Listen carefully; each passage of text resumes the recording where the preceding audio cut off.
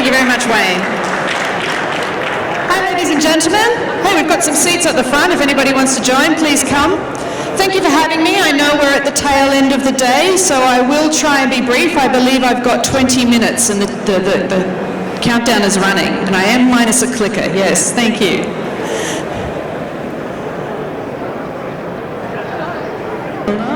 And cue. So today we're going to talk about the thinking supply chain, and I was just going to run you through some research from IDC, which is the company that I'm from.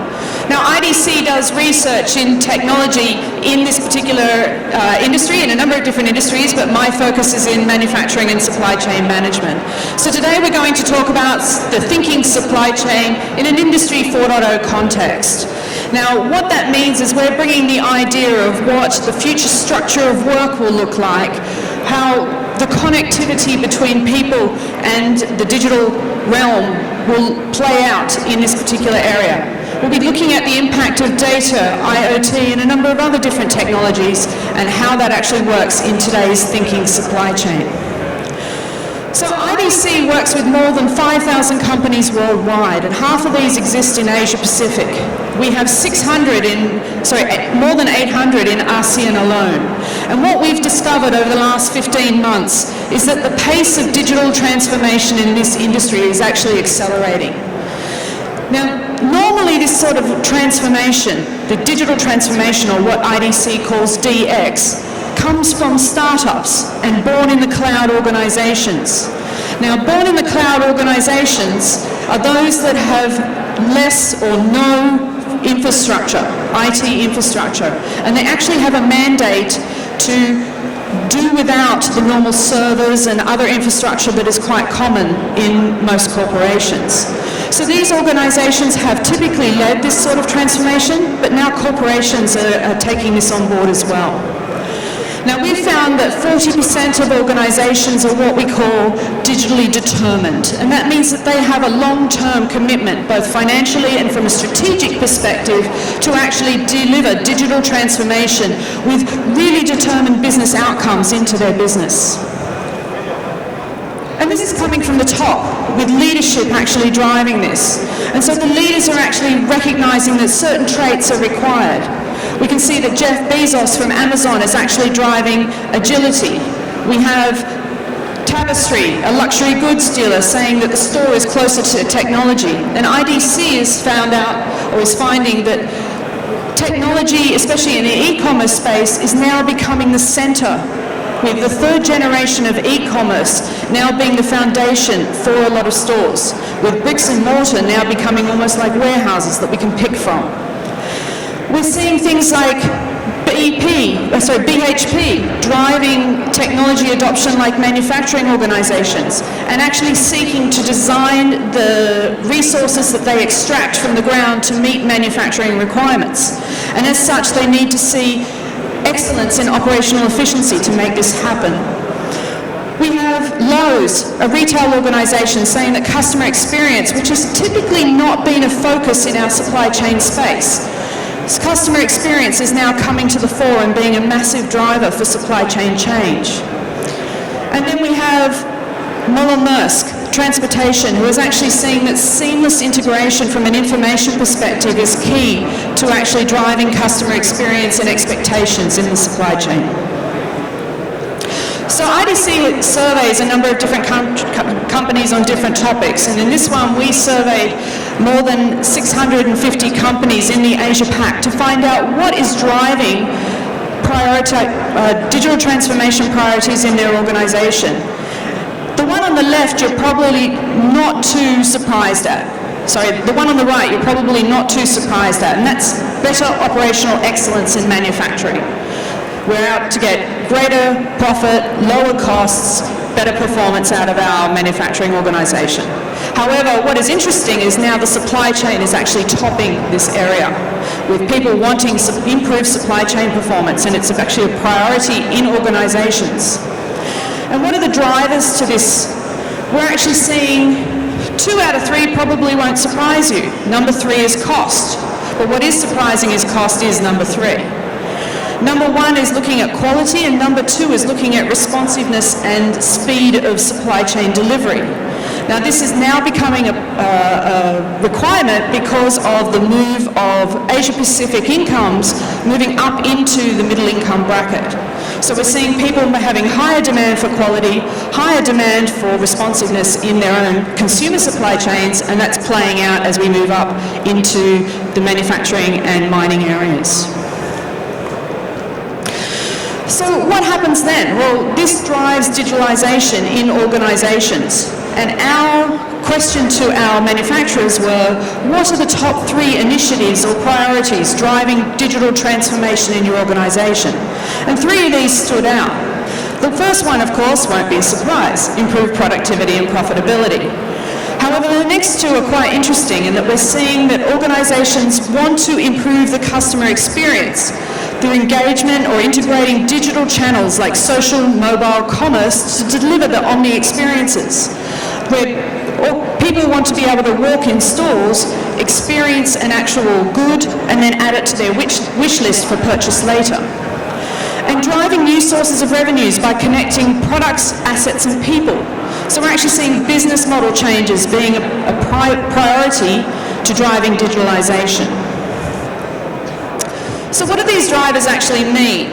Well, IDC looks at this not just from a supply chain perspective, but because the lines are blurring between organizations. They're blurring between silos of functions, but they're also blurring between the industries that we're involved in. So we look at this from a future industry perspective, where we see mining, utilities, and how we consume electricity with sustainable goals, which ultimately end up in profitability goals. They actually refers to the future state. And when we're looking at this digitalization, we're referring to the future state of a digitally mature, agile industrial enterprise. So we're actually operating inside an ecosystem, looking at suppliers, looking at our supply chain partners, and we're prioritizing profit, hyper-personalization, and extreme efficiency as benefits that we're seeking to get from this. This requires distributed decision-making and streamlined design, extraction, and creation of resources and products in order to make this happen. And of course, it's supported by the technologies and the ecosystems. So this is a very familiar diagram to most of you, so I won't dwell on it too much from the top, which is looking at how we actually physically deliver goods. However, you will note the dotted line underneath that, which is looking at the feedback between different layers in organizations' value chains. Underneath that is the digital platform that supports it, where you're looking at the smart industry with greater integration of IoT and other sensors to actually drive feedback into a digital working model of the products and processes, which is reflected in a digital twin of the industry.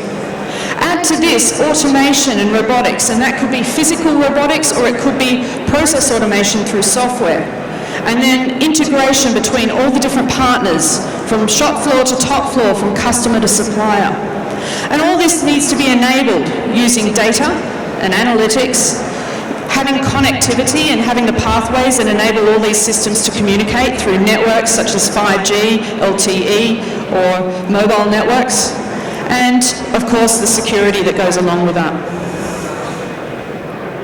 So IDC puts this together in a framework for innovation, and I would call your attention to the third platform technologies, and we look at 4 key technologies that if you haven't started embarking on your digital journey, that you should make sure that you have these in place. And these are the cloud or use of cloud technologies, and that can be used as connectors or as actual applications. Big data and analytics, and data is king in this day and age. Mobility and how it actually affects your organization. And in terms of how we structure work, mobility becomes very important because a lot of people are experiencing, especially here in Asia Pacific, we're hearing stories of ghosting, where employees, young employees, are turning up to jobs and all of a sudden they're not there 3 days later because their job looks like 1994. Right? Technologies such as mobile, etc., help enhance the internal customer experience, in this case the employee. And of course social and business, which allow us to listen and work within the social fabric that exists around our organizations. Now these are technologies that are used as foundational, and we can build on those technologies using things like robotics, 3D printing and Internet of Things as some of the examples. And they allow us to enable efficiency, personalization, put in practices like new buying models, and you can actually use that to accelerate your industry transformation. However, it is worth noting that this is not a single project. It is a mindset change, it is a skills change inside your organization. And one of the things that we've noticed is that organizations tend to resist embarking on this journey out of fear. There's risk involved. However, you now need to think about, is the risk that your customers might leave because somebody else is offering them the benefits that these sort of technologies can provide? So how does this translate into specific activities or initiatives that are being done within supply chains? Well, we went back and we asked our 650 manufacturers in Asia Pacific, and 3 of them really popped out. One is in the area of logistics automation, which refers to both physical, robotics and machine automation, as well as process automation. The next was looking at supplier relationship management and how we actually deal with our second and third suppliers, how collaboration occurs and how we select them, and how we manage the risk in that relationship. And number 3 is looking at extended planning, which is looking at your S&OP process, but taking that step further, looking at rapid integrated business planning, a continuous planning that is able to take the data from the supply chain and continually remodel your supply and demand situation based on that. So what do these initiatives mean? Well, they're great in isolation. They do have some short-term benefits, but IDC sees that we should be doing this as part of an integrated business plan or a roadmap. And so we look at the 5 C's of supply chain, thinking supply chain, where we connect the information technology, the IT, with the line of business or the operations technology. And so we look at things like being connected with IoT and sensors, making sure that we understand what's happening, where's happening, when is it happening, and being able to analyze that with comprehensive analytics. So taking that data, taking that very, very fine, measured data, and being able to make decisions about it. What is the business impact, which is one of the most important questions there. Now then we take it to the next level, and this can be broken down into a number of different levels. When we cognitively enable something, we can take this in a number of different steps. So we could be looking at enabling it using algorithms. So if something happens, then do something else, which is a very basic way of starting to push cognitive into your organization. But then we can take it a step further where we start to integrate machine learning. Now, machine learning means that you don't set the patterns, the machine starts learning about the patterns, and these are patterns that we may not identify ourselves. First stage of this is that we actually